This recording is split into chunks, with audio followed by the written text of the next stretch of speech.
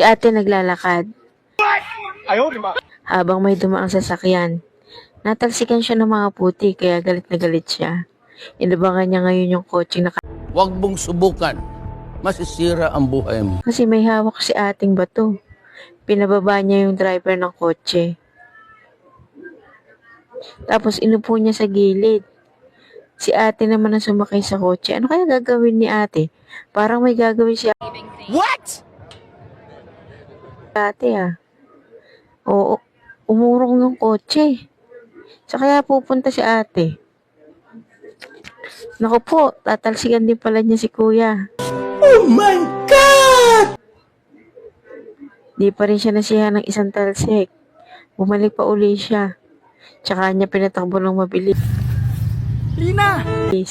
Nagtalsikin kay kuya yung tubig sa kalsada. Di pa rin si ate nasiyahan.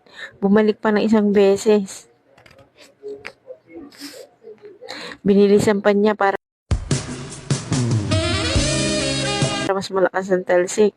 Basang-basa na si kuya, hindi pa rin tumitigil si ate. Ay, nawala na lang ng libo si kuya sa ginawa sa kanya ni ate. Ano ka ngayon kuya? Kala mo ha, hindi makakaganti sa'yo si ate. O di na